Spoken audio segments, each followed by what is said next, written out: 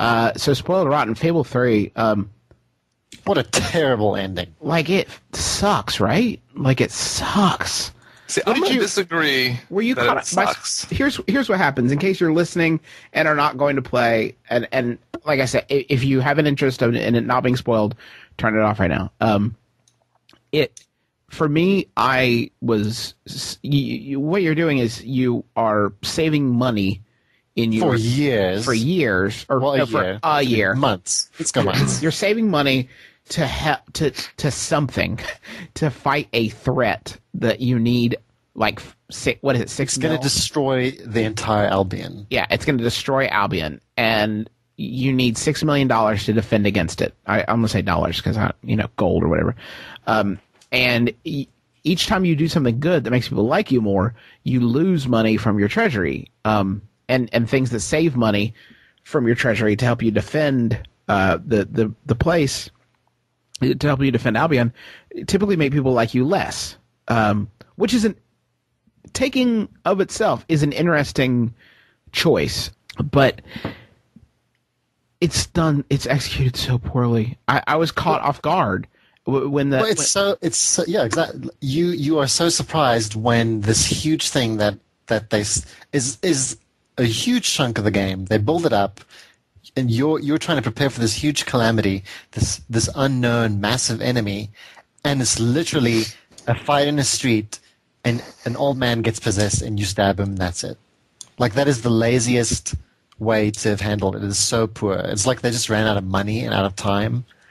I think a lot of the problems... an existing character model. There, we're done. I think a lot of the problems in the game are... Well, I think there's a dramatic explanation for that as well, but I think a lot of the problems in the game, everything from the ending to, for example, that part, are technology-driven. I don't think that engine can handle a giant scene with a lot of stuff going on. But then they shouldn't have written into that. They should have written around what they knew with their limitations. I'm going to play devil's advocate because I agree with a lot of the stuff you're saying. I think where I disagree is how much I enjoyed the game as a result of it. And the game is technically a nightmare compared to Fable 2, which is weird. I absolutely expected. I think, but like Justin said, I was taken by surprise that it was as broken as it was. I really, one of the things I disliked about Fable 2 was how glitchy it was, but it had so much more going on that it was still my personal pick for Game of the Year last year, and the sites, or 2 years ago. I think for Fable 3, I really expected them to have fixed that. Like, what else are you going to fix? And I think I said in my review, it was disappointing for me to go in and find out that the things that they fixed, the things that they identified as problems, and sought to fix, were all the things I liked about the game. Or the things I shouldn't say all the things I liked. The things I thought that the first game did well.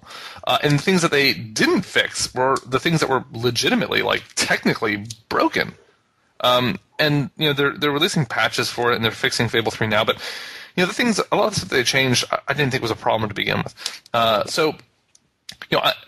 Going from being absolute game of the year for me down to something that won't even show up on my top 5 or probably my top 10 is a pretty huge jump.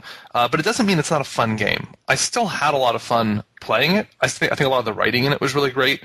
I think a lot of the combat and a lot of the scenarios are still top notch. And I still spent 15, 20 hours in the game going through a relatively quick first playthrough. I didn't do every mission and get every piece and unlock every part.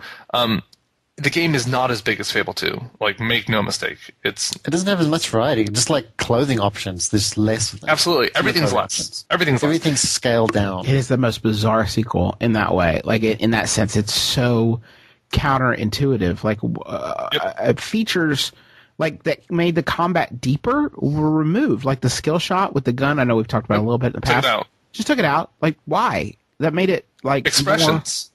They basically took out expressions completely. And they left them there, but I think where you're coming from, Chris, is like the tone and the basics that made Fable 2 fun are still there. Just the fun, the writing and stuff like that. But I think in every single way, with maybe exception of the main plot, I thought the main plot was a little better told in the third game up until the terrible ending.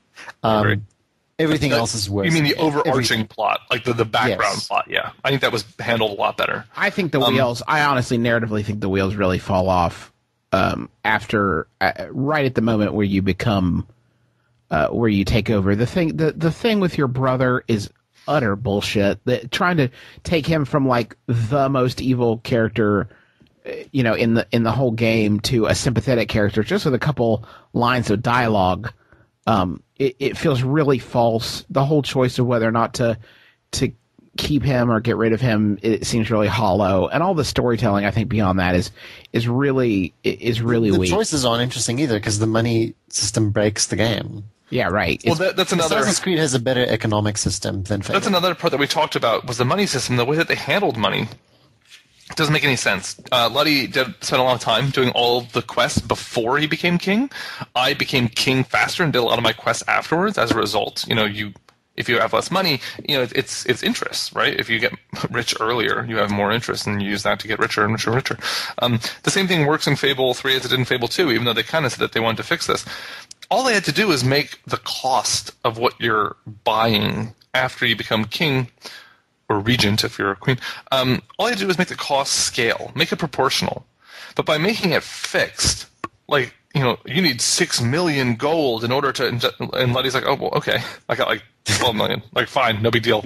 Well, you're going to need to spend 250,000 to save the sidewalks. Like, okay, you also are hindered by the fact that, especially after you become ruler, there's not a whole lot worth spending your money on. Like, maybe you'll keep it for yourself. Like, why would I do that? Right. I had no reason to do that. There wasn't any like crazy real estate purchases that were really hard to afford. There weren't any, crazy pieces of clothing or more things to buy. Like, and that's where I got disappointed. All the other stuff in Fable 2 that I really liked was gone.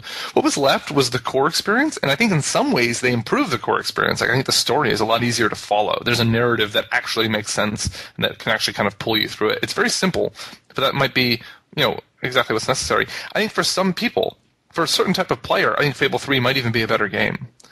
But really? I'm saying that I think for a certain type of player, there were a lot of people that didn't like Fable 2 and thought it was really cumbersome, and that a lot of the actions, and in case in point, 50% of the people who played it used less than 25% of the features or something, was Molyneux's favorite quote. And so they wanted to took out 75% of the features. Right, so they took out But, I think for some people that might help them. I think for me, as somebody who really liked that, it was exactly what I didn't want to see.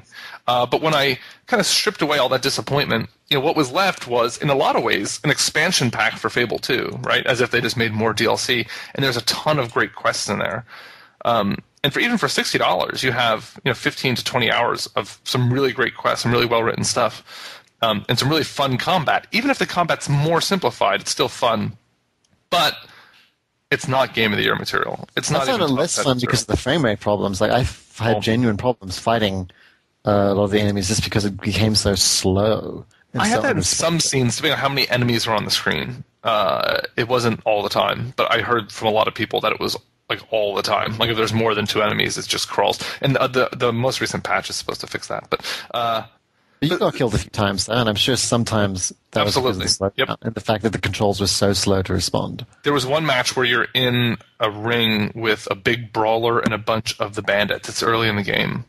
My game slowed to an absolute crawl during that whole scene.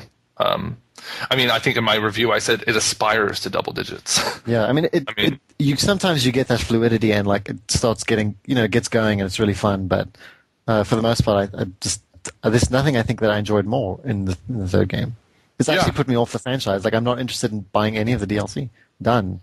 It was a disappointment for sure. I don't know. I disagree with that. I still enjoyed the time I spent there. And it's still the kind of thing I kind of want to play over again.